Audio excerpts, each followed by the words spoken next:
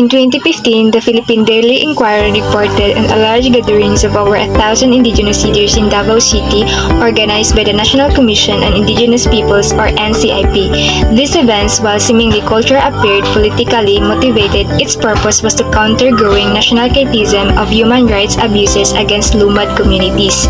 Instead of addressing these abuses, the NCIP used the event to undermine the term Lumad, a term that has long united Mindanao's indigenous peoples in their fight for their ancestral lands and identity. The author's personal research with the Ata Mandaya in Davao del Norte highlighted widespread poverty and land loss due to plantation expansion. While the Lumad are not culturally homogeneous, their shared struggle against economic displacement and violence unites them. Ultimately, the article emphasizes that this fight is not merely about preserving culture, but about survival and justice, and reclaiming the rights to exist on their ancestral lands. The NCIP claimed that term was imposed by the outsiders and had taken on negative connotations. Critics, however, argued that this action erased the shared history of marginalization and displacements that binds these communities.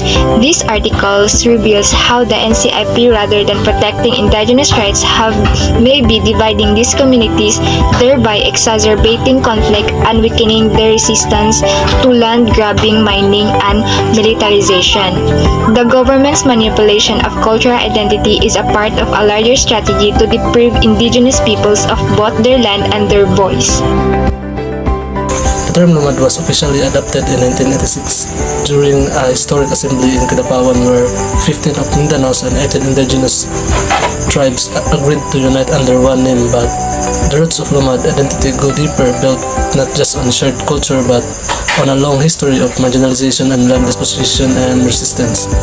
Despite being scattered and politically marginalized, indigenous communities across Mindanao have faced a common enemy: land grabbing, militarization, and exploitation by state-backed mining and agricultural firms. Some leaders were co-opted, others stood their ground, and many were drawn into alliance with movements like the New People's Army, seeing them as allies in the fight for justice and self-determination.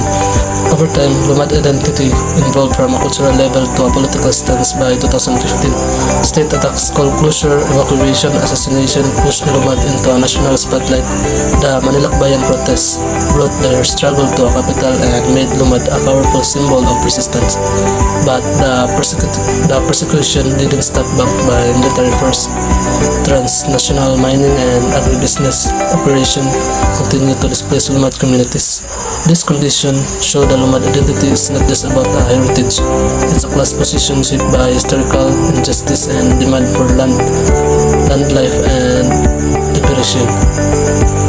In reclaiming the term Lumad, we must recognize not just a passive cultural identity but as an ongoing active struggle rooted in political and economic realities. Good day everyone, today we delve into chapter 13, which is titled Necessary Couplings, a chapter that brings to light the painful yet powerful struggles of indigenous peoples, particularly in the context of colonialism, neocolonialism, and capitalism. This chapter calls us to confront the systematic forces that have shaped and often harmed indigenous communities.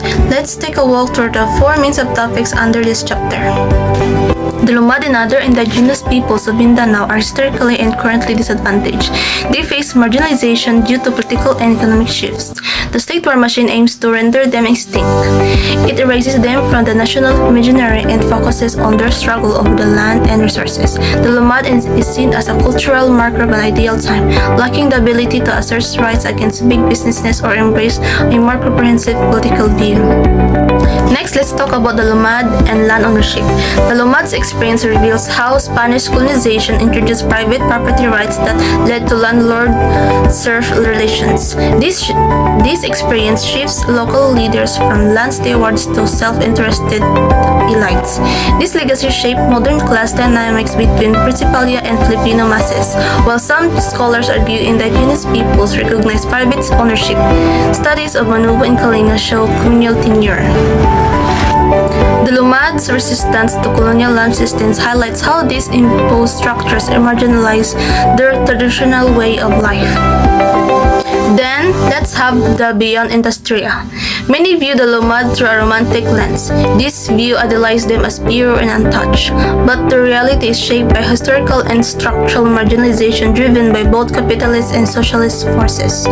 Marxist and neoliberal models alike have led to this position, while true emancipation lies in resisting global exploitation and envisioning a future centered on self-determination, food security, communal relations, and ecological balance rather than surplus production and extractive system.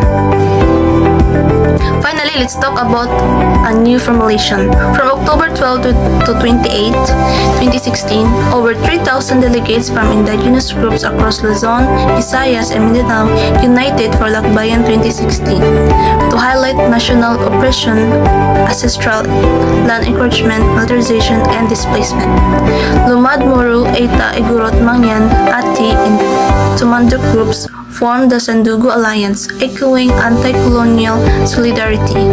Their pilgrimage exposed shared historical and structural marginalization.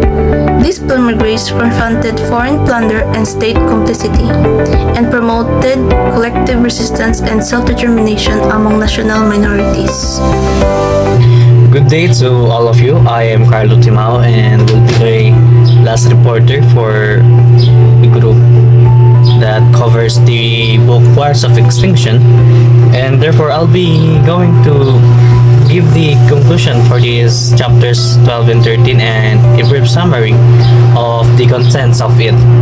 Whereas it covers the Lumad and national oppression, decoupling indigenous identity from oppressive structures, the 2016 Lakbayan and national minority unity, whereas it has been very significant, the shared struggles in structural marginalization, the lessons from indigenous resistance. And without further ado, I'll start giving the conclusion in the summary of the contents of the chapters. First, the Lumad and national oppression. The Lumad struggle reflects larger national issues, that is, traced down colonial era dispossession to modern elite-led exploitation.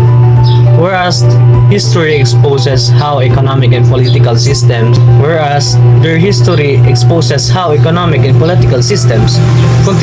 continuously oppress marginalized communities.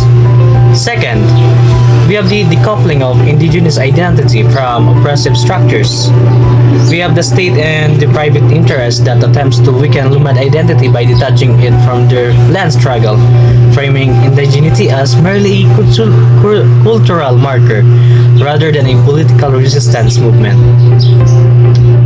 Third, we have the 2016 Lakbayan and National Minority Unity, whereas had been very significant, and the Lakbayan ng Pambansang Minoria in 2016 that saw Lumad, Moro, Aita, Igorot, Mangyan, Ati, and Tumandok groups unite under the Sandugo Alliance, which draw parallels to historical anti-colonial resistance. And fourth, we have shared struggles and structural marginalization, which these groups face militarization, resource plundering by foreign corporations, and state-backed oppression, which highlights a common historical experience rather than isolated ethnic struggles.